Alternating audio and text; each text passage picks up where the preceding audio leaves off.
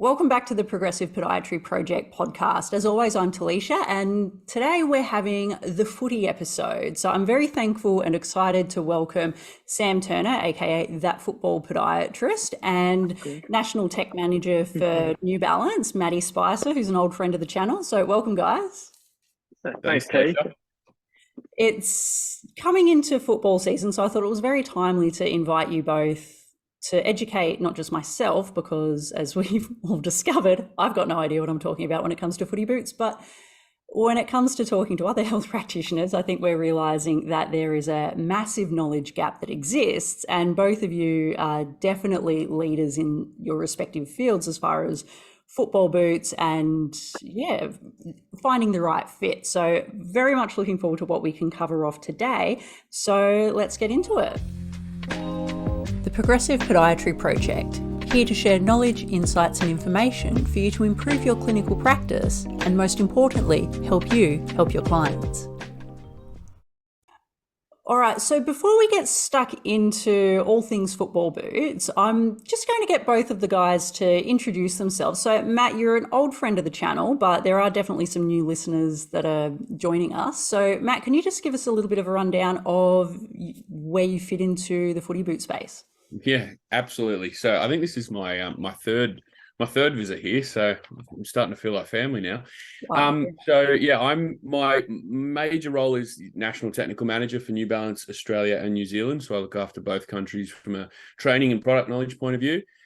I am football and running sports marketing manager for New Balance Australia. So I manage about 25 athletes, about 11 of those are footballers. And then I'm also football and tennis category manager for New Balance. So I do the buying and ranging and strategizing and planning for all our ranges for our sales team. And is there any spare time that's involved in your life? I'm incredibly talented at spinning plates on all of my fingers and trying not to let them drop. But yes, that's work-life balance is, I believe, more in presence. So just being present in whatever I'm doing, that's working for me at the moment. Very well. You pull it off very well because yeah. And Sam, you've been contributing to P3 a little bit more so behind the scenes, and we do have some more announcements as far as what P3 and That Football Podiatrist are going to be bringing out later on in the year. But for those of you that aren't aware of Sam Turner, so Sam, just introduce yourself. Yeah, thanks, T. What Matt failed to mention was he's probably the nicest bloke in footwear at the moment. So that's probably too kind. I'll give you money after this. That's all right, mate. Bottle of wine will be fine. No, as Talisha said, I'm Sam Turner. I'm a podiatrist down here in Melbourne with a touch under a decade of experience. I'm currently the head podiatrist at Errol Street Physio, but as well as the head podiatrist at Western United in the A-League for both men and women's. And at the moment, that's also taking me into Avondale. So I'm trying to remember. I aim to about 4 or 5 NPL clubs down here in Victoria, as well as consulting for several of the women's clubs now, which is a lot of fun. So as you can see, a lot of my time is spent talking about football boots or football medicine. So that's probably the big thing with me, as well as I'm an orthotist. So when it comes through, I love talking about orthotics, but also that relationship that we can have a look at is between orthotics and boots and taking a bit of a different spin onto that area. So really that's me in a nutshell, a very small nutshell, but yeah. No, you've got a very interesting mix of knowledge and skills, and even like the last sort of year or so when we've been talking behind the scenes and me picking your brain about all things footy boots and orthoses, I think our listeners are going to get an immense amount of knowledge and information from both of you. But even looking forward with what we've got coming up between Sam and I, I've learned so much from both of you. So very appreciative. Now, what we're probably going to start off with, because I might be projecting a little bit here, but as I said, this is not my area of expertise. That's why you both are here. Now, I know I'm not alone in that situation. So when it comes to football boots, selections and recommendations that health practitioners are making to their patients, because this time of year we do have a lot of patients coming into the clinic that are asking for advice regarding football fit, football pathologies. And it just seems like it's an area that health practitioners drop the ball, pardon the pun, but drop the ball and maybe need to improve their knowledge and skill set in this area. So I'll throw the question to you first, Matt. Like, what do you feel as some areas where practitioners with their football boot recommendations are probably missing the mark and areas that they can improve on? If I try to take my biased New Balance hat off here, I think a lot of it has to do with just awareness and knowledge about the space. And football is no longer some type of category that you can just think about for a few months of the year and then off you go again. It's got to be a holistic thought process about how you're firstly transitioning your patient from football boots into their running shoes and vice versa, because for 6 months of the year, they're not in football boots. And then all of a sudden there's no kind of transition point between when they've been wearing running shoes during preseason training into their football boots. I think and I'm talking at a grassroots level here, but also football boot tech has changed so much, even in the sort of 10 years that New Balance have been doing football boots. You look at from what Adi and Nike have been doing since the mid-70s through to Asics and Puma over the last few years. And now we've got brands like Mizuno, Under Armour, even Lotto and Diadora starting to do some good things in the football space. So there's a lot of competition, kind of works in parallel with running, how running shoes have now come to a point where every brand is making good options. I don't believe, and this is where I've really firmly got to take my bias New Balance hat off, I don't firmly believe that there's one brand that's outstanding anymore. And I understand fully, since I used to work at Athlete's Foot, I was there for 6 years before I worked at MB. There was one brand in particular that podiatrists referred to constantly because they were the ones providing the most information, and they were also Australian developed. And of course, I'm talking about Asics in terms of how they had a designer here at the time who was having heavy input and heavy design leadership in terms of their product, and their product was market leading at the time. I'm talking sort of 10, 15 years ago, but that has flowed through the podiatry world into thinking that Asics are the best. And at times they have been, absolutely. I'm not gonna not give them credit where it's due, but at the same time, every other brand now has really caught up to what they're doing, and I'm talking specifically from a podiatric point of view. So if you look at our boots, and I know we're going to get into the tech, but our boots are now completely deep enough to fit different types of orthoses into them. They're wide enough at the base of the heel that you can fit a heel lift in if you need to, and there's abilities to have different conversations around different issues for your patients. So I think the major thing for me is just for practitioners to really think about upskilling themselves in this area and not learning everything, but just seeing what's out there on the market, create a relationship with a store that's close to you, the same that you would do for running shoes. Yeah, and that's a very good way to look at it. And I must admit, you're right on the money there. Like, I think if I grabbed 10 podiatrists out of my phone book and sent them a message and said, what's the number one brand that you refer for footy boots or recommend for footy boots, it would be Asics, because they spent so much time in the space, and that was where the brand awareness is. But it's very good to know that there's a lot of other brands that are sort of catching up and even being able to accommodate the heel lifts and accommodate orthoses and are a little bit of a wider fit.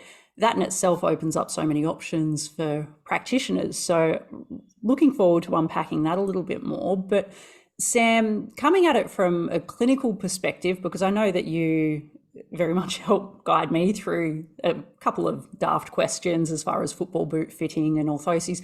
What do you feel, hopefully we're not just talking about me here, but in general with practitioners, what do you feel are some areas that we're missing the mark as well? Is it the same as what Matt feels, or is there a bit of a different spin that you've got on it? Yeah, so it's just a tough thing. I don't mean to rag on Asics, but it's the big thing that, again, for years you were taught Asics were, for Australia, the best boot on the market because they did the research. They were phenomenal, and that's probably the big part. But we were so drummed into it that it was the only thing on the market. Anyone came in with the Nike, and you go, we're allowed to mention name brands here, aren't we? I know you did it a couple of times. We're not going to get sued. Yeah, I won't get too upset. We're all, Okay, we're all right. well, I'm wearing okay, jumpers, so we've already okay. on that. So this is the big thing. It was pure just ASICs, and that's all we knew. Like, but then you'd get someone coming in with a Nike, and it was always poo-pooed. And you go, okay, why? Like, what don't we like about this? And the person says, actually, they fit right to me. And this is the part that, as clinicians, we start to forget that players are going to start to come in with belief systems. I've worn Nikes because they're the best things for me, and at Addy as well. Like, I've always wanted to do this. And you mention, okay, can I get you into something different? They go, no. So you got to work within a bit of a different sphere. So just like someone who's worn the same pair of Kayano, they've worn it from version 8 to version 27,500, whatever they have at the moment. This is probably the big thing that we're looking at. But then, as Matt said, there's so much range out there. But each brand is having to improve and get better and get better and get better. Like, again, I would love to show, but something like, I'm going to get into my fanboy stuff, is the Furon that came out with the version 7. It's probably one of the best boots going around because it is slightly wider. It's incredibly light. The stud pattern's great. It looks probably a little bit more aggressive for some people, but other people might like it. It would be someone that I would recommend for them to come back post-injury, but it would be something that I would like them to get through. But that's the big thing. But then having a look at, say, clinically, there's just so many options and it's so individual. It's just like if you send someone down to the athlete's foot or the running company, you go, okay, I want you to have a Hocker 9. You go, okay, but the Hocker 9 might not be right for your granny, or it might not be right for that person who's coming back with lateral ankle sprains. These are the things you go. So if I told someone to go for a Tigreal straight off the bat, a football player would laugh at me and tell me to go jump. An Aussie rules player would consider it, but then I'm not actually considering the individual. And the best thing is there is so much, and there's so much range, especially wide foot, high arches, people moving. So there's a huge space that we can just learn, and rather than just put the blinkers on and say, it must be ASICs, because they got a 10 mil heel lift. Yep. Just something that I think we can definitely improve on. So from what both of you have said, it seems like one of the biggest issues with health practitioners and their recommendations as far as football boots go is probably just not understanding the ranges that exist, especially across the different brands, because as Maddie said, and you've mentioned as well, Sam, that there's more and more brands that have significantly upped their game and upped their tech to catch up with what were potentially the industry leaders a decade ago. Yeah, well, marketing is so subjective in that area too. Like we look at running, a brand like Nike have done an incredible job at not only marketing their brand, but marketing their athletes and marketing their product. Credit where credit's due. They're the biggest and the baddest in the entire industry. They do a terrific job of marketing their brand. Because they do that, the consumer goes, oh, well, if they market their brand so that well and I know about it, then their product is the best. And that doesn't add up. Like you've seen in the last 5 years in Australia, New Balance has doubled their business. We're growing well ahead of market growth at the moment, which is amazing. But we've got a long way to go in how our product is coming to the market. But then that's also where I guess I focus a lot of my time, and I imagine, Talisha, a lot of the people that engage with P3 and listen to your content and watch your content will know like how hard I'm trying to get into the medical community and continue to be a source of knowledge for everyone. So I encourage that those that are listening and watching to this to hit me up if you want to know more about MB. But I think the industry is in a really interesting space because football is so similar to running in terms of the way that we live in a time now where running has never been more competitive than it is now in terms of the tech that's coming out from brands. And I cannot imagine for a new podiatrist, let's say, how overwhelming that must be. There's so much to learn because I've said this to Sam before, like I could come and be in your clinic room and I've got 6 years of athlete's foot experience and 10 years of New Balance experience.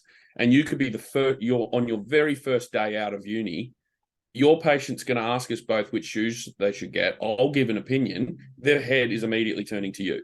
You've got the degree, you've got the experience. They're going to listen to you. I think it's podiatrists owe it to their patients to understand product. So, 100%. From my point of view, and that doesn't mean you have to know as much as I do in terms of product. I don't know as much about feet and biomechanical movement as you guys do, but I don't claim to.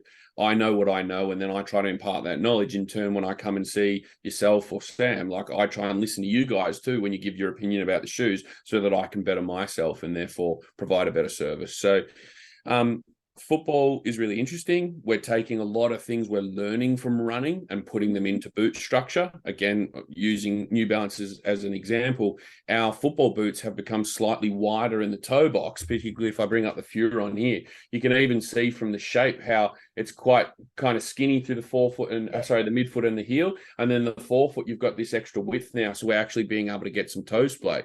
And I know a massive complaint is that football boots don't fit like running shoes. That's a very kind of prevalent complaint from not only a store when they're fitting people, but also from a pod. And it's simply that football boots are traditionally built on a slightly narrower last anyway, because footballers want that.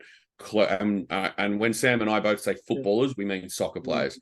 We'll say Aussie Bulls players. If we mean 200 countries play one sport, one plays the other, you know where the money's going. So, they want close touch to the ball. They want to be close to the ground. They want to have the proprioceptive benefits of that. And that's why I mentioned earlier about how difficult it is to transition someone from running shoes into their boots. So, but as a brand, we're trying to do things that are similar to our running shoes and give the podiatrist comfort that when their patient does go into our boots, they're going to get at least a good fit and room to put a device if needed.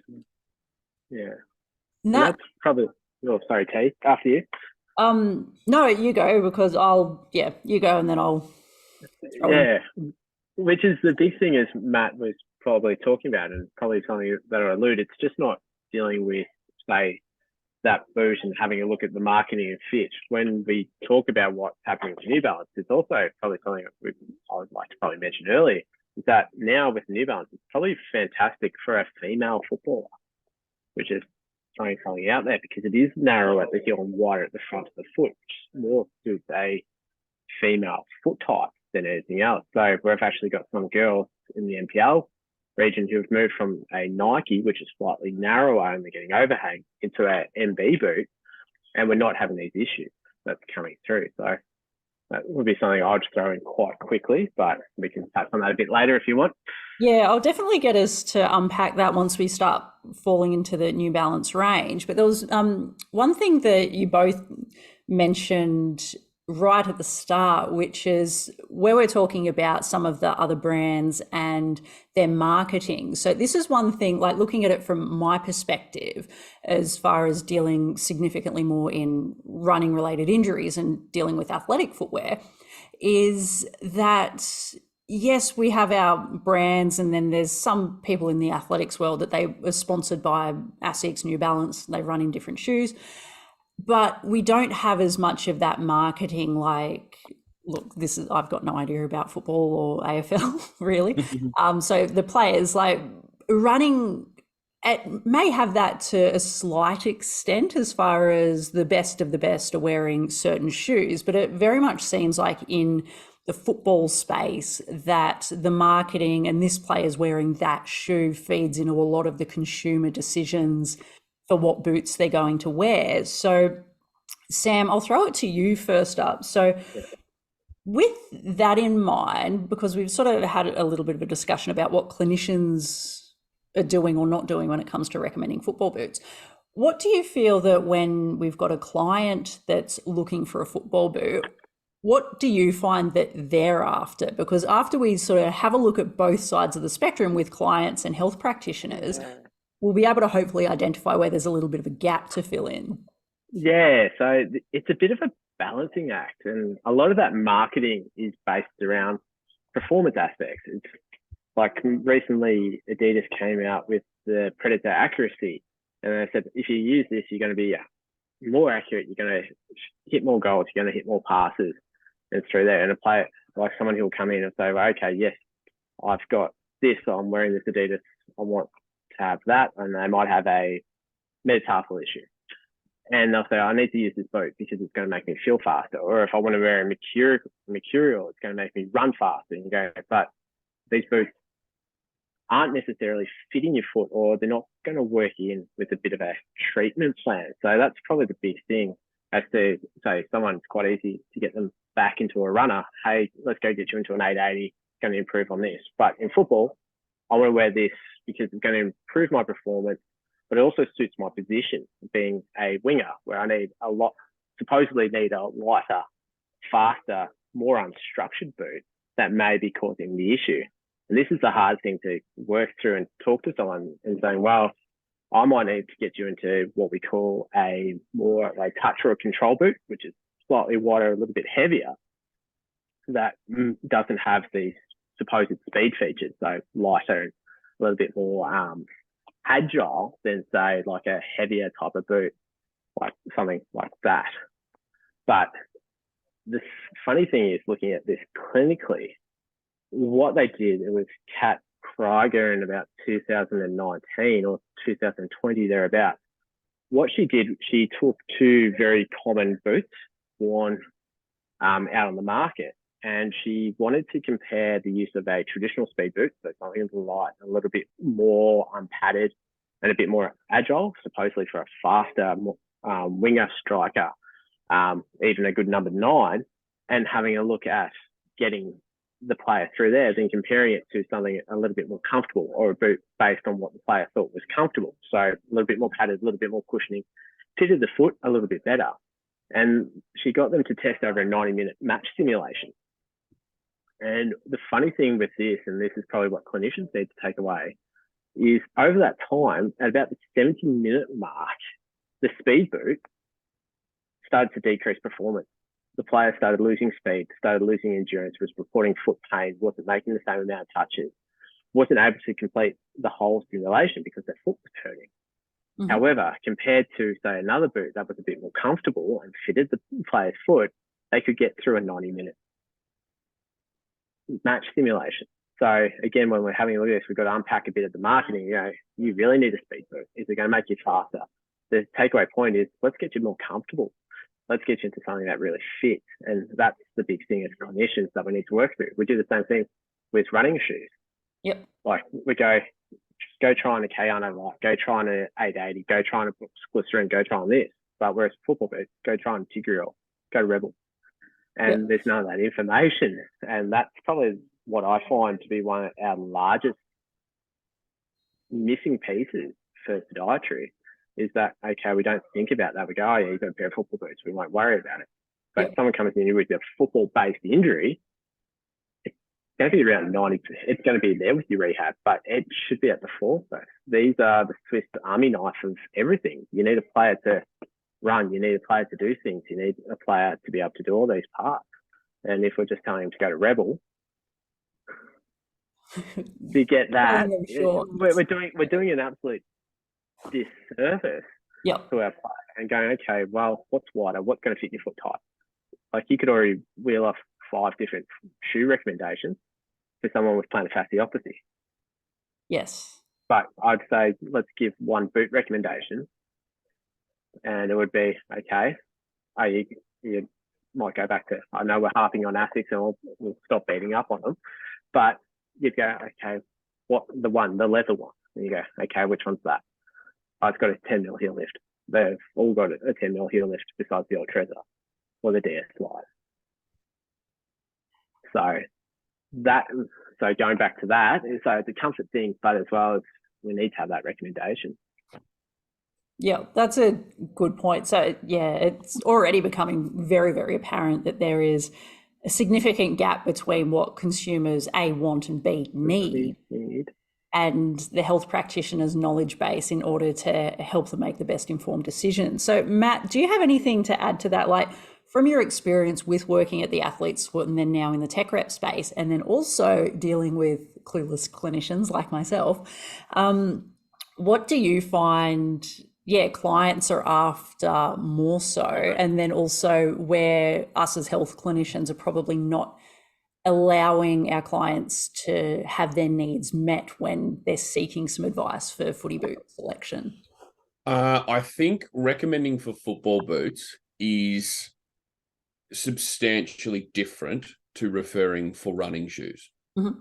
One, we've established that the knowledge aspect is different because we've dealt with running shoes for so much longer. The advice around football boots is only becoming a bit more apparent in recent memory. And then number two, the person who's going to get running shoes and you're recommending them running shoes, they're going to be so much more moldable to what you're recommending. If they've been a Brooks wearer their whole life or a New Balance wearer their whole life, and you suggest a Saucony guide, more often than not, they will go and try a Saucony guide and they'll see if that fits and they'll see if it works for them and they'll listen to your recommendation there. Yes. However, with football, and to Sam's point about the boots that players like to wear, if we're looking at a grassroots rugby league player, Aussie rules player, footballer, more often than not, it's 2.5 training sessions a week and then 2 hours of a match there and thereabouts on a Saturday afternoon. So they're spending 6 to 7 hours a week in those boots.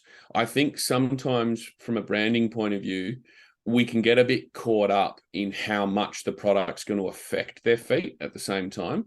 And I think sometimes when it comes to a clinical aspect, kind of controlling what you can control is the easiest form in enabling a treatment plan that's going to get followed by the patient.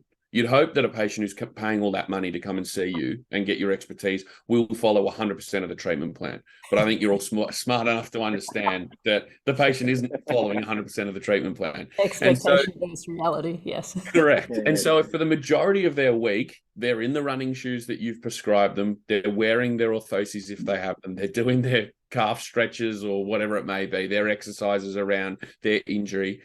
If for 7 hours of the week when they're wearing their football boots, they're not in exactly the boot that you recommend, I think that's where a clinician can use their skill set to potentially adapt the boot if they need be. Maybe there's an ability like I use the 442 as an example. For those who are much smarter than I am, there's been examples of elite athletes, like Luke Hodge is one that comes to previous memory. He wore Puma boots when he was playing in the AFL. And he would have a heel wedge put into the bottom of his boots so that he could elevate and shorten his Achilles. So there's options for things like that where you can separate the upper from the outsole and put a foam wedge in there. Like Sam, you hold that up. Like Sam's made adjustments to the Achilles to remove pressure and things like that. So I think, it comes back to being adaptable as a clinician, because marketing plays a huge role in football. Football, if I can speak on the marketing aspect for a second, football is moving into the space of lifestyle now. When we post an image on social of a new 550, for example, and we're like, it's dropping in 2 days at 10 o'clock on Saturday or Sunday, whatever it may be, get in while it's quick because you're going to miss out. The person scrolling Instagram is just like, oh, I've already got 2 colors in the 550, but that color's sick. So, I'm going to buy them. And they'll jump in line and they'll get it. Football's becoming the same. Like we dropped this colorway here of the Tekela. Comes from the Dizzy Heights pack, which we dropped at the start of January. We've got the Rare Force pack dropping on Monday, which is all white. Sam, you've got the samples there if you want to bring them up on the screen. So we've got that, which is really cool. So it's a completely different colorway. So we're now seeing that's only 2 months after we dropped the first pack. So now we're going to market that. And then someone who potentially bought these in January is going to go, ooh, all white. Well, that's sick. I can't go past that. And then we'll drop their money again on a secondary pair. But that would be me. It's like, and we do it with running too. We're seeing it with super shoes. Like we'll bring out a Super Comp Elite in white. In a couple of months, we've got another color coming out. And a lot of the people who run in those styles of shoes, we're like magpies. We want all the nice shiny stuff and want to collect it all. And so when you're invested in your sport, you're also invested in your body. So you're going to go and see your podiatrist, your physio, your exercise physiologist. You're hopefully going to listen to what they say to help you fix whatever ailment you have. But then also you're going to spend money on your product. And we look at a business like like ultra football that, or even SPT football down here in Melbourne, their average selling price is far higher than, say, an Athlete's Foot or a Rebel would be when it comes to boots, because they offer a holistic experience, but also their customers are buying pro level boots. They're buying the premium $320 Furon as opposed to the $160 mid tier or whatever it may be. So, yeah, I think sometimes from my side of things as well, when I used to be selling product all the time, but now when I'm dealing with podiatrists a lot more, I think we can get caught up in the patient being in the perfect shoe. Like, I think sometimes we just need to ask ourselves, is it good enough? Is it reasonable? Is it acceptable for them to be in that product? If it's not, then obviously you've got to put steps in place with that patient and reinforce what they should be doing. But sometimes I think we can get it in our head going, yeah, it has to be this boot or it has to be this running shoe. Where in reality, in running, like, you pick the 880, like 8 other brands make a shoe similar to the 880 that will do similar things from a fit and function point of view. Obviously, the 880 is the best option of all of those. But like, then you've got with football, that's where it comes back to my earlier point I said about creating a relationship with a local store. And you might not be in Melbourne or in Sydney where there's an ultra football or an SPT football, but you might be in Perth where there's on-site sports, or you might be in Adelaide where you've got the Zorich group of sports powers that are really good at football. Even Rebel, I know it's kind of a little bit of a running joke through podiatry about how Rebel isn't the most prominent place if you want technical information.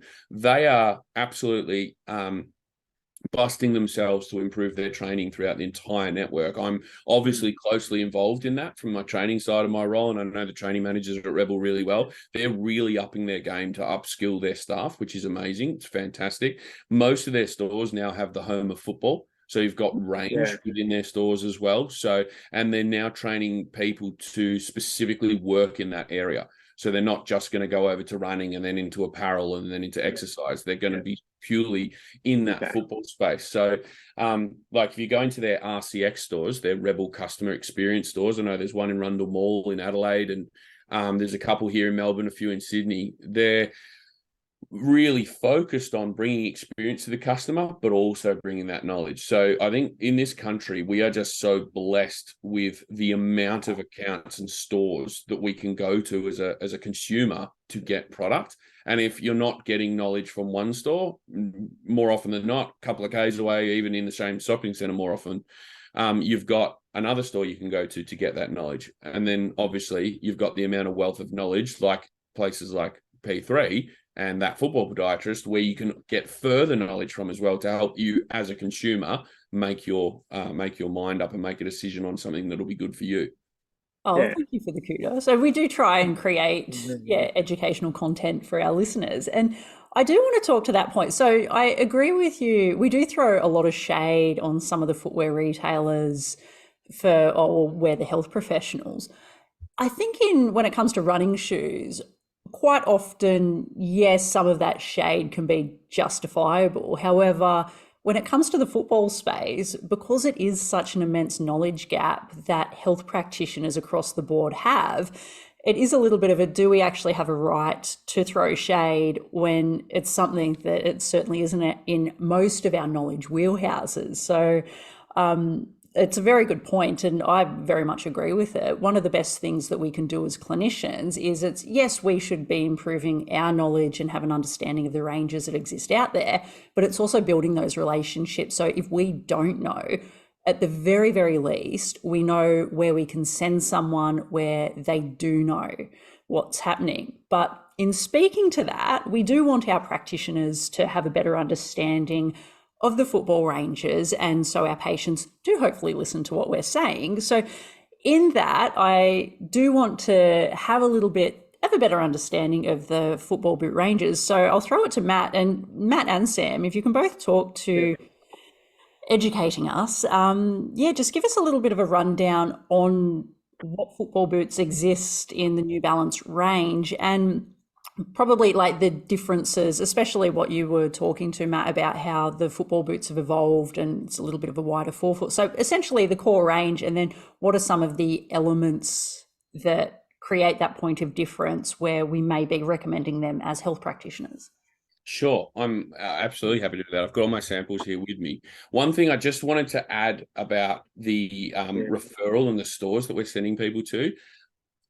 As a practitioner, you don't talk the same way to every single patient in terms of level of detail. There are some patients you see who can take in this much of what you say to them, and there are patients who can take in this much. It's the same when I'm doing training. There are some stores where I can only say this much because it all goes over their head, or there's stores like the running company where they'll know more than I do. And I can talk the hind legs off a donkey in that store and everything sinks in. And so I think when it comes to referring a patient, draw a chart of all the stores you see and have that patient here and draw the squiggly line down to the store that equals their knowledge level. Because if you send someone who in a clinic, you can only tell this much to, you're not sending them to the running company for running shoes because they're going to get overwhelmed. And it's going to be a really, really scary process. They might be the person who's correct to go into Rebel. But also that falls back on you as a practitioner to go into Rebel when you've got some time and actually just shake hands with the staff who work on the floor. Like go in and meet them. Go in and say hello. Go into the local Athlete's Foot. Go into the local Rebel Inner Sport, Sports Power, Running Company, Active Feet, Pace Athletic, whatever store it is. Go in and say hello. Make sure they know you, because then when they send their patients in, the amount of errors that could happen are far reduced because they feel more confident because they know you. And so 100%. Therefore you can go in and do that. So that's I'll get off my soapbox now. But all right, football. So we have 3 boots. We have the Tekela version 4. Mm-hmm. We have the Furon version 7, and we have the 442 version 2. New Balance began in football in the late 80s. We partnered with a gentleman by the name of Brian Robson, who was captain of Manchester United and vice captain of England at the time. And we made very heavy, very leather football boots. At the time, Nike and Adidas were doing very big things in football, and we kind of got suffocated out of the market. So we left football alone for a while. And then in the last 10 years, we've come back with a bit of a bang. For those of you in the know, we own a brand called Warrior, which started off in the US as a lacrosse and ice hockey brand, and that's who we launched football through. We sponsored Liverpool early days using that Warrior branding, and we made football boots. We had boots like the Screamer.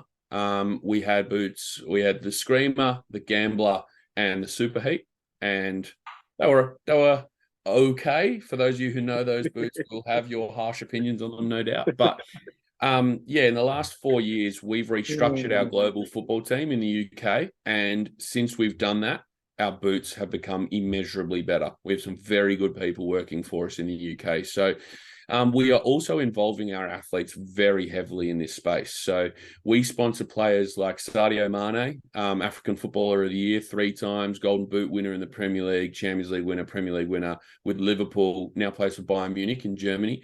Raheem Sterling, vice captain of England and now at Chelsea. And then we've got some really exciting up-and-coming talent too, like Harvey Elliott at Liverpool, and my man Bukayo Saka at Arsenal, who scored yesterday against Everton. So, we've got some exciting up-and-coming talent. We also have some great Australian talent as well. Emma Checker, captain of Melbourne City, Dylan Wenzel-Halls at Central Coast Mariners now, Charlie Rule at Sydney FC as well in the women's there.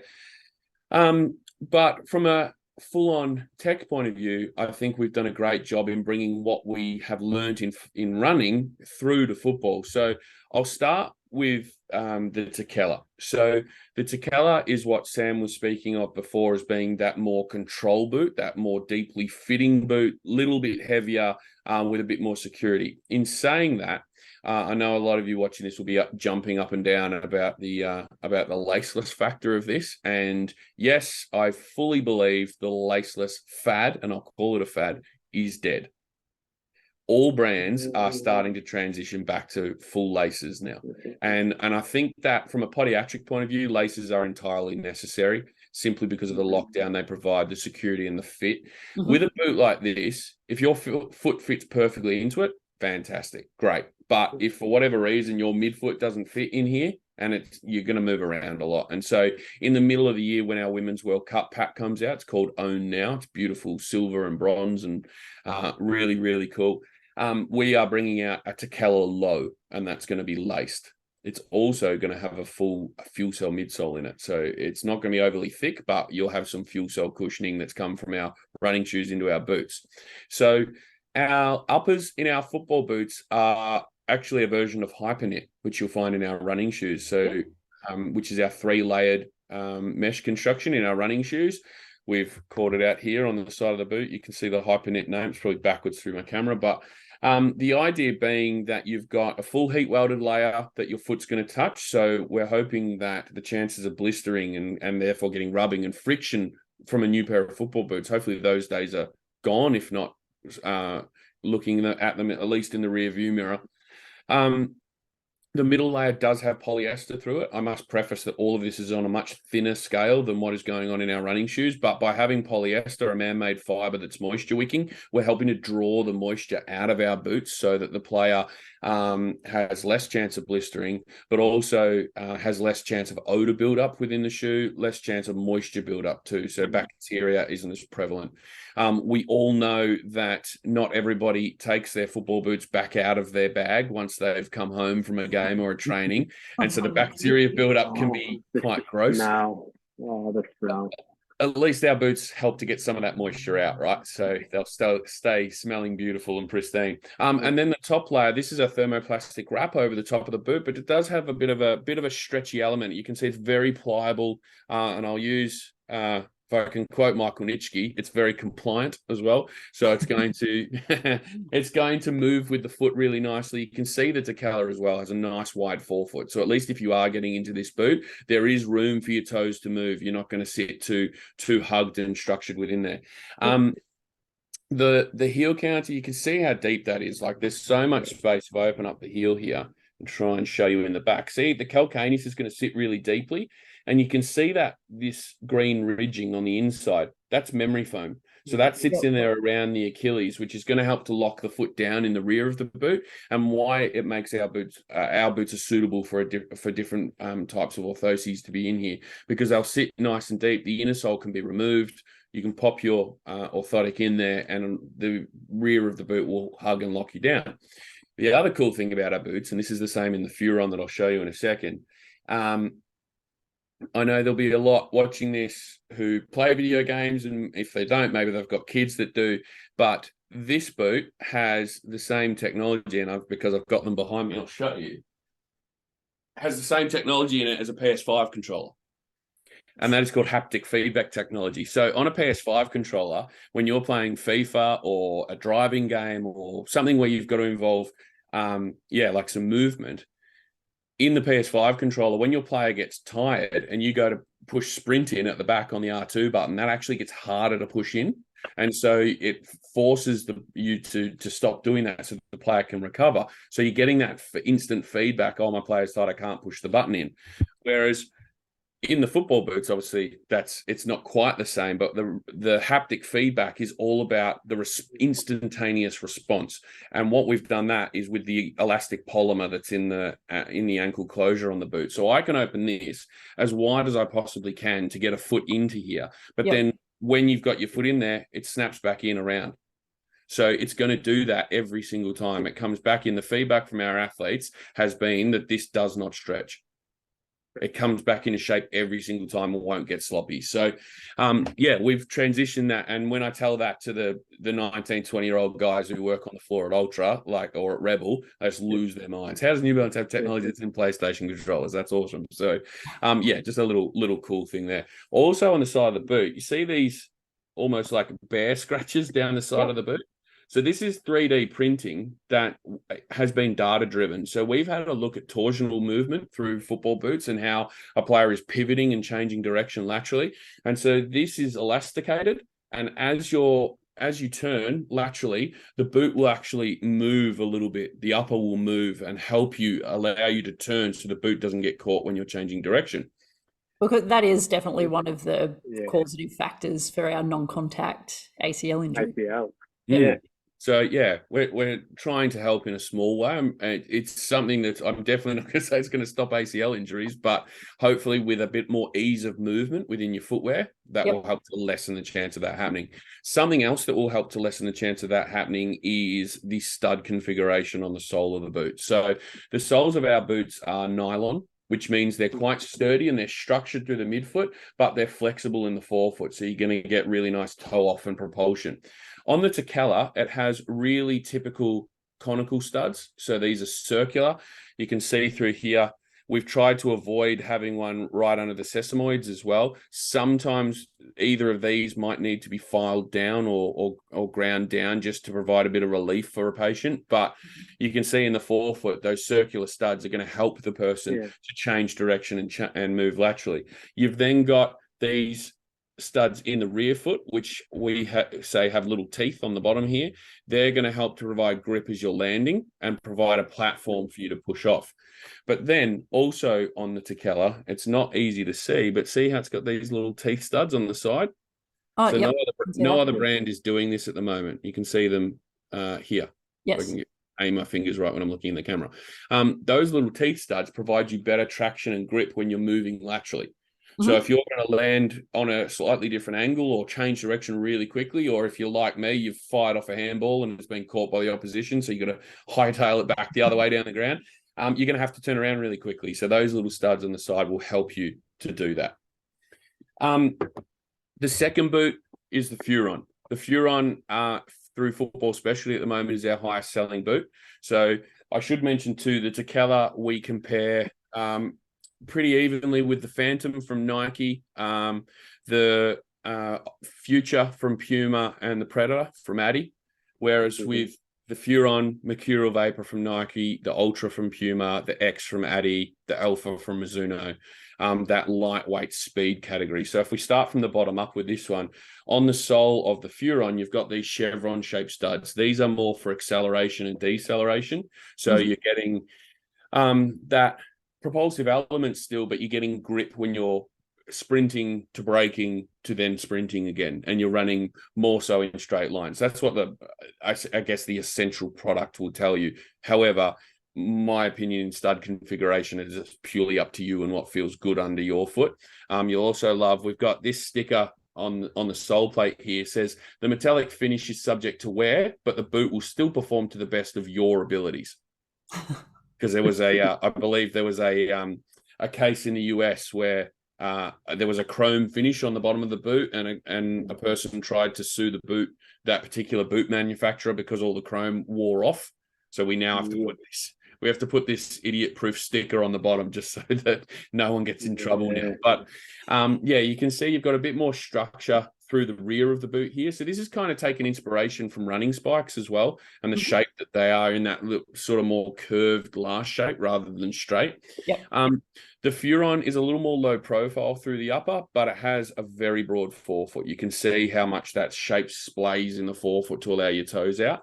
It's really soft through the forefoot. So you've got plenty of protection for when you're kicking the ball, but then also you're able to still have good touch on the ball. And this is a really great boot for either a footballer or someone playing Aussie rules, because you've got the protection of the asymmetrical lacing too. So you get a really nice smooth platform to kick the boot.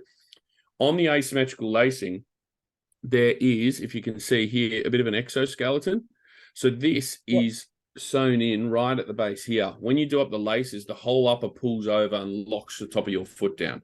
So you're getting great support through the top of the boot. And then rear foot, you've got that haptic technology that I talked about. So you can open that up and see how wide the boot opens. And then in the rear foot, you can see how much memory foam is through the back there that allows your foot to sit deeply within it. And if you do need an orthotic in there, you're going to get one in. So really good, I think, technical decisions we've made around our product and how our boots are going to fit and feel on your patient. So that's the Furon. And then finally, we have the 442 Pro.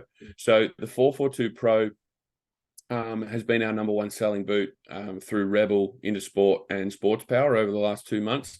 It is your classic, timeless, traditional football boot, let's call it.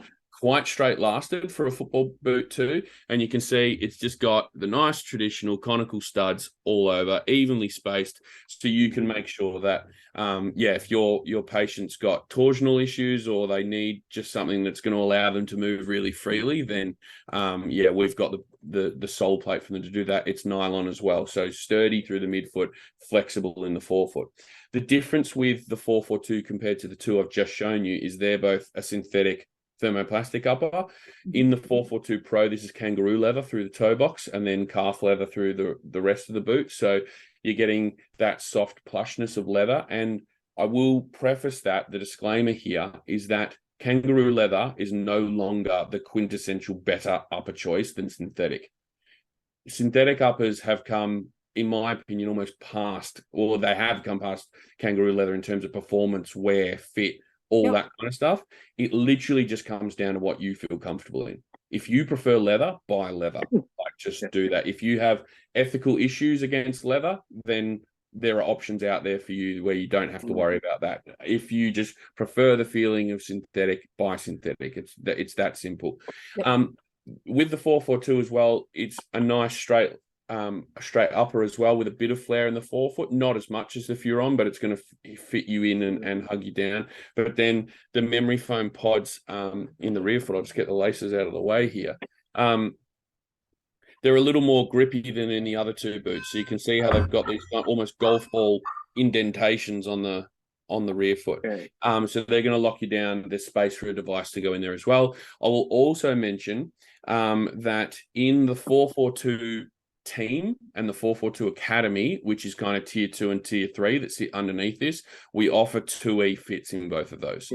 So we're one of the only brands that are doing fits on the market. I will, again, disclaimer, it's just the upper that's wider. We haven't yet got to the volume of us doing football boots where we can also do the sole plate, because remember, in running, our D fit, 2E fit, and 4E fit in men's, for example, it's got a D midsole with a D upper, 2E with 2E, 4E with 4E. So we will get to that in football, but also just so people can understand from a marketing point of view, we have chosen to come into football at a later stage than our competitors. Obviously, Nike, Adi, Asics, Puma have been doing football for a long time. If we come in and do widths straight off the top, where does that leave us? As the wide brand. And we don't get the cut through into the rest of the industry. So that's why we've made a strategic business decision to just do standard fits to begin with in football. Some other things I can tell you is that with our female athletes, we've been really focused on gathering information from them about what they want out of football boots. And at the moment, none of them are unhappy with the fit that they're getting. But I think it's out of principle, we need to make effort as a brand to be totally and utterly inclusive, so that if there is a female footballer who wants to wear a female built boot on a female shaped last, then we're able to do that. But also we're doing things like with the Furon, we stock this in this country down to a 5 US men's, which equates to a 6 women's. So we've got that fit scope to be able to put more small people with smaller feet, not just women, into our boots too. So yeah, that's our range at the moment of boots that we have. Well, thank you for that. I do have a couple of questions that both of you can probably answer, because and this again plays to my ignorance, but the first thing I will ask is, this is coming from running footwear land, is what's the offset of the different boots? Oh, yeah, good. That's a very good question. Asics is the only brand that has an offset. So we're just sitting at 0? Everything's flat. Zero. Us, Everything's Nike, Puma, Adidas, Under Armour, Mizuno, Lotto, Diadora, all flat. And the reason for that is from a proprioceptive point of view. Yep, that makes sense. Footballers, soccer players don't want a heel lift. They want to feel as close to the ground as they possibly can, because football, unlike Aussie rules, is you're constantly moving. So if you have the ball and you're making a sprinting run forward to get onto a pass, or you're chasing someone back trying to make a tackle, or your team doesn't have possession and you're just gently running in formation, you need to be ready to sprint at all times. And so soccer players prefer that ability to be closer to the ground, like a running spike more or less. Whereas Aussie rules players, ASICS did a great job of doing that 10 mil heel lift because it shortens the Achilles, shortens the calf, protects the feet a little more. And there are periods of standing around. So it helps your muscles to, I guess, not constrict as quickly or have as much room to do that. Or sorry, there's more room for the to constrict if the boot is flat. And so, yeah, they're the only brand that do a heel lift. Sam, if you want to add anything to that?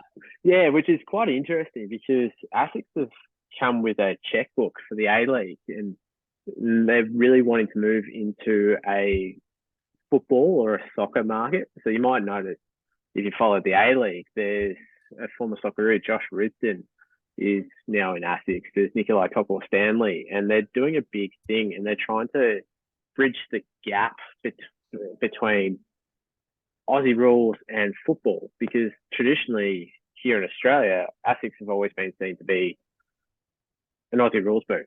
Like if you walk onto a soccer pitch, you're either going to get heckled or you're going to have your shins hacked in for wearing ASICS, which is a big thing. But we're starting to see this a lot more with the A-League, and they're coming through with a lot of money and starting to get athletes starting to wear boots. You might even notice that some of the designs are becoming a little bit more football related. So the new Menace is a little bit more football related. Even the new Kiguro type of design has a little bit more of a football bent. But again, they're about to release the Old Trezor, which is a 5 mil drop. So halfway between zero offset and 10 mil offset, as a bit of a conduit between the two. And that's the big thing. But a little thing was it David Beckham, when he was at Preston North End, used to wear ASICS before he was in the Preds, which is an interesting thing. So they're starting to bring that back, and that little historical tidbit, which is the big thing. Yeah, and if I can add to that, I think it's what makes the world of football boots quite interesting, because like in running, when a brand does something, every other brand goes, "Oh, we better do the same thing," right? And innovation sometimes can get a little bit lost because brands are worried that if they don't do the same thing, like Maximal cushion shoes is a prime example. So is Carbon. Like every brand's gone, we need to do both those things because we're going to get left behind. Yep. No, who says they're going to get left behind? Like you just got to do it though, right? And so credit to ASICS because they've gone out on a limb here and done a 10 mil heel drop that was very successful, particularly in this country and New Zealand over the last 20 years, because they stuck to their guns, they've done their own thing, and they've done things differently.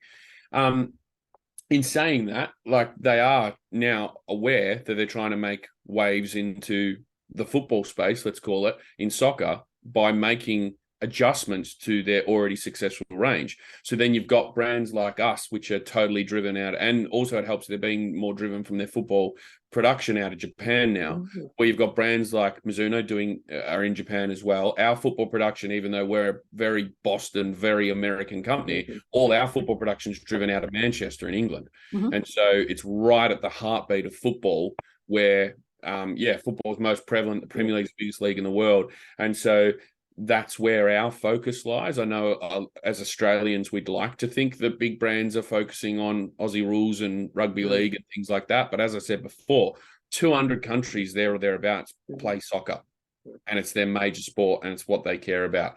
One country plays Aussie rules. So it's you've got to understand as a practitioner, that's where the brand's investment is going to go.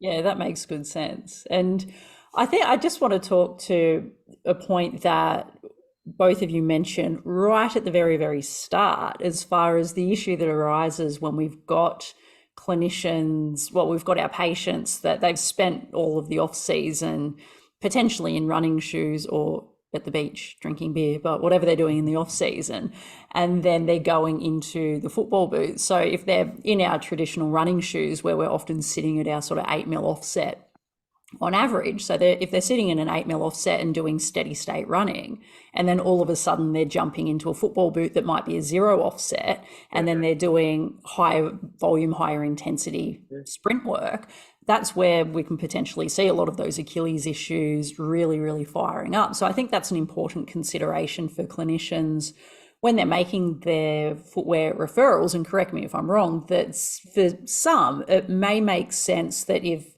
we're making recommendations of different football boots outside of, say, the ASICS that have a 10 mil offset, that it may make sense in that transition phase to A, do a progressive loading program, and B, we may be needing to utilize some heel lifts to transition into that zero drop. Yeah, well, you go, Sam. Matty. Yeah, that's something that I've had a look with, and a couple of local football clubs have done. Is that they have started to put that 10 mil heel lift in to prevent that, and that progressive component. Like, a lot we'll find is footy pre-season starts the wrong side of December. It's incredibly long. Then they come back and in January, and they can't use the football ground, or if they're allowed on the football ground, they're not allowed to use football boots because it's cricket season. Then all of a sudden, it's halfway through February, start of March, you're allowed on the ground. Here you go, here's your boots. We've got practice matches in 2 weeks. You got 2 weeks really to get used to being in a boot whilst you've been in runners that whole time. And it's pretty, like, I would agree, like, some clubs I've actually used is, let's have a look at putting in a heel lift for our players who are at high risk of Achilles injuries. If we can try and catch some of them, like, some people have amazing calf injuries and amazing capacity, and we'll go, yeah, you should be fine. If it happens, we can look after it. But we've started to do this prophylactically, but then we have to have a work at transitioning the player out of that heel raise, especially in the soccer sphere. It's probably a little bit easier in football rather than Aussie rules, because you have a specific pitch for football, and that's a big thing. Whereas Aussie rules is you're sharing it with cricket, you're sharing it with the local tri club. Whereas the cosplayers who shit people over the head and dress up, like, they're all sharing this oval and they're not allowed on it, and that time is maybe 2 weeks between runners to boots. It's just not enough time.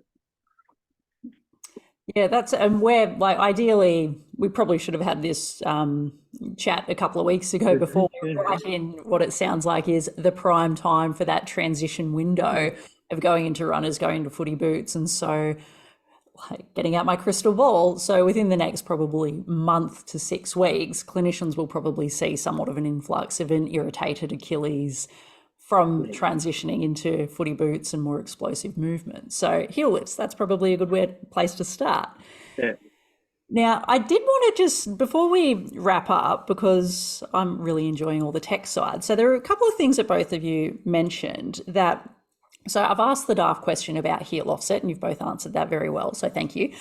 Now, you were both mentioning, and Sam, I know we've spoken about this previously, where we're talking about the difference in the stud configuration and even the shapes of them. So how much of that does matter, and is it something that we should be considering, or are there other elements that are probably a bit more important for us? Yeah, it's a bit of a longish question, and to put it through, it does matter. Like, it's what we deem to be traction comes from that interface between our stud and the ground, and the ability to release the stud and be able to continue on. And for some players, especially with a history of ACL or populations that are slightly higher, it has a huge bearing, because what we'll find is we don't want players to be able to get stuck in a non-contact incident, get stuck, and then we get that pivot and shift movement, and there you go, there's 12 months later. Yep. So it is probably a larger thing, and again, it's an individual thing, as Matt said. It's going to be how someone feels confident in the boot and that stud configuration to be able to move around, to be able to plant the foot, to be able to get the studs in deep enough, then to be able to release those studs quite well. And this is probably more important in, say, to bring on a more of a gendered type thing, where it's probably more going to be more suitable for females. And that's probably something that I'll touch on, is that stud configuration is incredibly important. That if it's too deep, we'll not be able to get our stud into the ground, or even that shape, say, going for, say, a chevron as opposed to a circular stud shape. That's going to be something that I would start to consider with people in that group. So where you need to be able to get the stud into the ground, be able to release it, and now able to keep on moving. So for, say, a female population, we might look at, say, a shorter stud or something a little bit more conical than, say, our more aggressive chevrons, which does increase our rotational traction on the ground. And that can be taken to anyone returning from injury. So at the moment, there's a Melbourne footballer who reached out, who's coming back from a Luke Frank injury. And we're going, okay, let's have a look at what we can do. And he said, I want to wear my boots similar to this. And you're going, well, that's metal onto hard ground. And that's going to be probably the big thing. So we're looking at, okay, do we bring you back into something that's a little bit shorter, a little bit more conical, more surface area underneath? So essentially, we got him in a pair of career savers. If you don't, do you know those ones, Matty? Yeah. Yeah, I know what you're talking about. And that's what we're having a look at, and we're starting to transition and work his way through. So, long way of saying it does matter, but it's an individual preference and depends on where the person is. Are they injured? Are they uninjured? Yeah. If it's just your eye kicking around, I want them to be comfortable and I want it to feel right for me. And that's probably the most important part. So a long way of getting to it, but yes, it does matter. That's Matt, what's your opinion on that? Like, is there a difference in what the different types of studs do? I'm just glad that I let Sam go first, because I was going to answer that it doesn't matter. I was going to answer that straight away, but after listening to Sam, and I've taken on some new information that I wasn't aware of, I've changed my opinion. So I think we live in a world where everyone's just like, no, I think this or I think this, where I think it's just important to take stock for a second, learn something, and then move forward. On an individual point of view, I've never bought a pair of boots before based on, like, I've played footy and soccer for 20 years. I've never bought a boot based on the stud configuration. My first preference has always been fit. But in saying that, I can understand that when you're talking to a patient base who is ultimately injured, that's why they're in your clinic, then it can be very important. What I think is also important to factor in is the type of surface they're playing on. Mm-hmm. So that might be, to Sam's point, it might be a really dry regional footy ground that's had no water for 6 months and is rock hard. You're not going to want to go for a hugely long conical stud. You might want to go for something that is a bit shorter. Maybe you want to go for a turf option, because there's lots of like turf boots out there on the market now. You might be playing, I don't know, you might be playing, a lot of soccer clubs these days have artificial pitches. So you'll be playing on an artificial pitch. Like, your ground at home might be a grass, but then 6 teams that you've got to play away that season might be on artificial. If you play with a chevron stud configuration on an artificial pitch, you are going to burn up your feet, your soles of your feet, something chronic. And so, I unfortunately don't have a boot with an artificial stud configuration on it, but they're very short and they're circular, and there's many of them. And so it just helps with turning, so the boot's not grabbing as much in an artificial surface, because you've got to think the nylon-based boot sole against the rubber-based or artificial-based grass, they grab at each other and cause friction. So you want to make sure that you've got circular-shaped studs on an artificial pitch so that it can move and you can turn and not get injuries in that manner. So, upon listening to Sam and then thinking it through on my own, yes, stud pattern does matter, as equally as matching that to the surface that your patient is playing on. There's going to be, well, Sam, we've got our project that we're working on, and we might bring Maddie into the mix, actually, now that I'm thinking on the fly with how much knowledge you both have. So there's definitely a lot that obviously goes into, say, stud selection, matching that with the turf, matching that with the patient, matching that with potential injury history. But would you say that probably from the clueless clinician's perspective, i.e. me, when it comes to, this is sort of circling back to when we're making our footwear recommendations and referring to specialty stores or retailers that stock these shoes, would it be probably more practicable for clinicians who aren't as well versed and don't have as much knowledge as both of you obviously do, that it may not be making recommendations to the patient or where we're referring them for their stud configuration, but it might be important to explore the surfaces that they'll be running on and providing that information as part of your referral?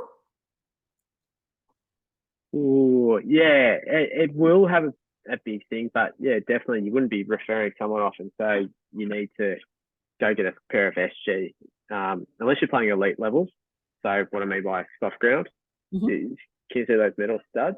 You wouldn't be referring off to those in a very rare circumstance. Like, it's dry enough here in Melbourne that I think like most of the boys won't use them, but it can happen. So the other part is we're going to have to deal with cost, which is the hard thing when referring, and that's probably the hardest part. Most people will be happy to go out and get 2 pairs of runners and have just your basic low level. I'm doing long Ks in this. I might wear them in clinic, but then I'll go for something a bit faster and snappier. Whereas if you go talk to, say, a junior player, parents are paying for it. There you go. I want you to go get, say, a pair, the Furon C7, or I want you to get the Dizzy Heights package in an AG stud pattern, so playing on turf, but they're also playing on firm ground. Really, you want someone to have both these studs, but you're looking at, you're going up to nearly $640 for 2 pairs of boots. Whereas a mother or a father or a parent would say, well, you can get 1 pair of studs, you can get 1 pair of boots. Yep. And we're not paying $300 for it. If I can jump in there, Sam, like, you do get people who will go in and maybe they're playing like MPL level in football. They're happy. They'll go out. They'll get their 2 pairs of boots. They'll do exactly what their pod said, all that kind of stuff. But I think budget consideration has to be taken into it, because when you consider that someone who's injured, maybe they are bringing their child to come and see you for the first time, but their issue is such that they need 3 or 4 follow-up visits. They potentially need orthotics. Then they've got to go out. The boots they're wearing currently are not right for those orthotics, or they're not right for their feet. There's so many associated costs. And I think majority of podiatrists, I'd be fair to say, are aware of those limitations sometimes on their patients, or budgetary limitations, I should say.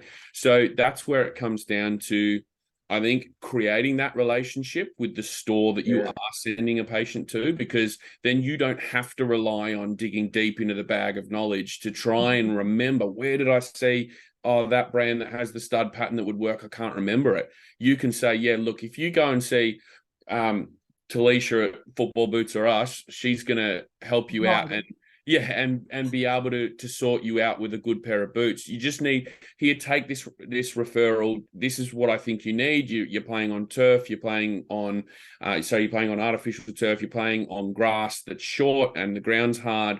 Get her to help you find a pair of boots that suits that. And so I've got the 442 in my hand for something that's kind of, you want to marry up artificial and firm ground. A stud pattern like this, which, as we discussed before, is purely circular, that's where, and it's spaced as well, you're going to get enough leeway between both artificial and firm ground, so a grassed oval or field as well. And that's the 442, is that right? The 442, yeah. If you look at something like the Tekela, which does have the conical circular shaped studs, but it's also got these teeth on the side, on an artificial pitch, the Tekela is just going to grab at that. Even more so is the Furon FG, because chevron shaped studs probably the worst thing that you can play on artificial ground with, because it grabs so much. And so that's where getting an AG sole plate, so the sole plate kind of lettering that Sam and I have been referencing, you've got SG, which is soft ground, so that's traditionally really long studs or metals. You got FG, which is the most common, that's firm ground, or like, so it's nylon short shaped studs. You've then got we do TG, which is turf ground, so that's like where it's like a grass cut. I know Asics and Puma used to do those back in the day, kind of like a molded cricket spike almost on the sole. And then you've got HG, which we don't really do in this country, but that's hard ground, that's really short studs. They're quite common in places like Japan. And then you got AG, which is artificial ground, so they're the really short circular studs that are high in volume on the sole plate. So there's so many different options out there. You can use websites like ultrafootball.com.au, SPT have a little bit of information about it as well. But there's so much info out there in terms of I guess updating on boots. If you're you're wanting to discover more information, then using the brand reps like me using like people like the two of you to source information, then that's as much as you can do to enhance your client's experience as well. So you can make sure that you've got as much knowledge as you're capable of taking in. That's, yeah, very good point. And I didn't realize there were so many different types of stud options. So we're definitely going to have to do a follow-up episode on that, because that's very interesting. So if you could, so basically with that, providing information for the turf and then kind of leaving it up to the footwear specialist or the footwear retailer to sort of have that conversation to factor in the dollars and cents plus the myriad of different surfaces that they'll potentially be running on. That's what I'm sort of taking away might be important. Now, if both of you could sort of summarize what you feel, so we've sort of tackled the stud component-ish. We will unpack more on another episode. But if you could have a little bit of a takeaway, probably for clinicians, and I'll start off with Sam first, but a takeaway for clinicians, like when it comes to recommending and or fitting football boots, what would be your top 1, 2, or 3 recommendations that you could give health clinicians where they could start to improve their game pretty much straight off the bat? So it's a bit of a good one. I'm probably going to steal from Maddie a little bit here. Is to be adaptable and to say, well, we're not always going to win on these big parts. Like they're in it for 7 hours a week. We might have to do little changes to it, and that's probably the big thing. So we might not be able to get an orthotic in. We might not be able to do gold standard type of care. It might be we just have to put a pad in or tape for these things. But to get a good fit, the most important thing beyond everything, it has to be individualized. It has to be comfortable. It has to have good feedback for the person you have in front of you. And that's the important part. So I would say, fit. It has to have comfort and obviously match it up to the surface that you're playing on. I wouldn't get too caught up on high arches, low arches, normal arches. It's more about basing it upon the individual. And that would be the big thing. So that would be my 3, maybe 4 simple things to take away. They are simple and they are good. If I can break that down a little bit, my 3 things were all going to be about the fit. So that's my wheelhouse, I guess. So for me, the first thing that I look for in a football boot is how it feels through my midfoot.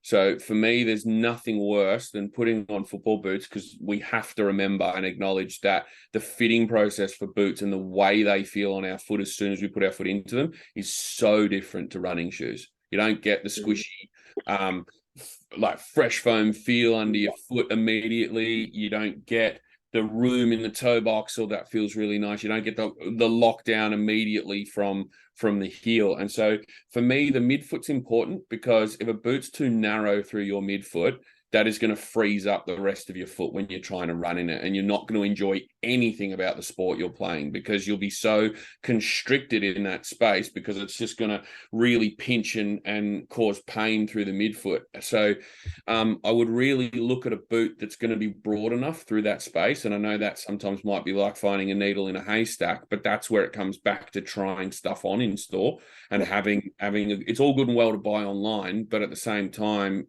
if you're buying a new style that you've never worn before, there will be pitfalls with that.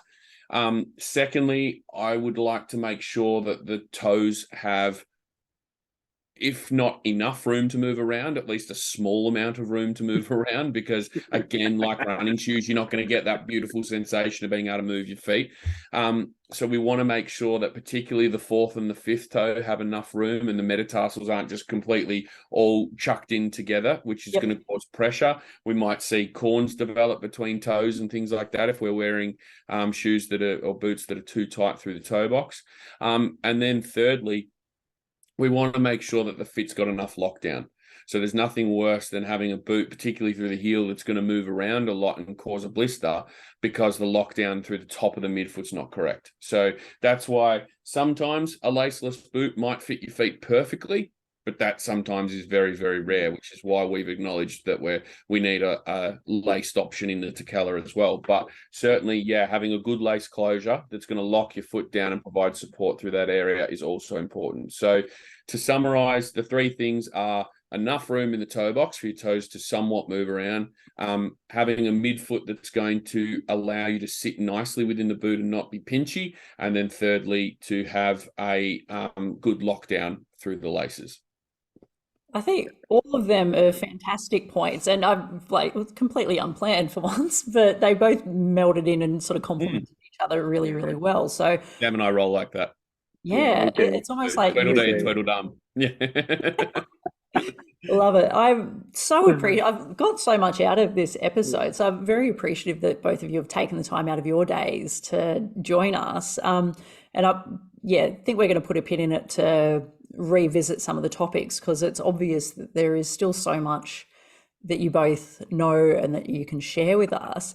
So I just want to wrap things up, say thank you. Now, for those clinicians that might be new to the podcast and the vlogs and listening to this, I'll throw it to Sam. So if people want to follow Sam, get in touch with Sam, where can they find you?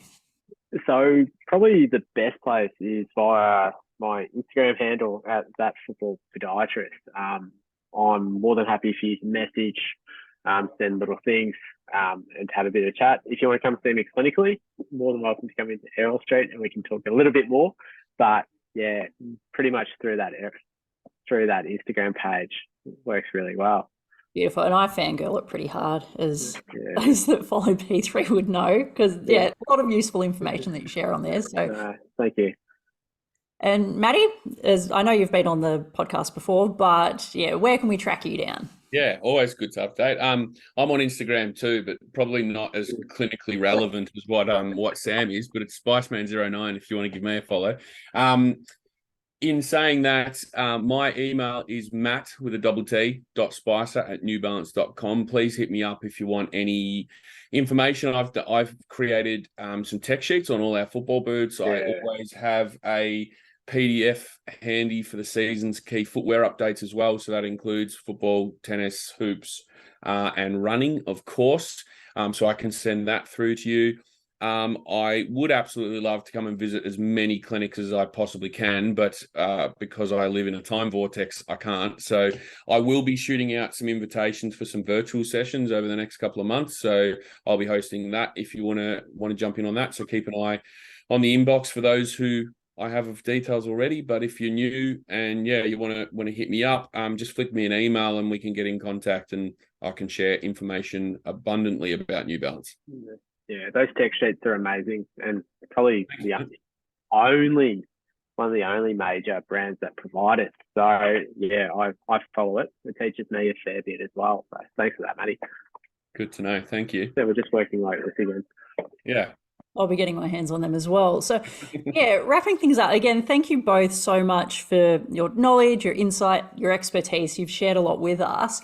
And we are, I've spoken to both of you about this, and we have shared little bits and pieces of one of our new projects coming up on the P3 platform, and that's athletic footwear for health professionals that both of you are in some way, shape or form going to be involved in. So if you would like to find out more about this new footwear knowledge powerhouse that we're creating, you can go to progressivepodiatry.com/AFHP and you can register your interest there. There's still a lot of moving parts that we're putting together for this, but it will be launching at some stage this year. And I just, thank you all for joining us. And again, thanks Sam and Matt for educating us, and we'll catch you guys next time. Pleasure. Thanks, Dave.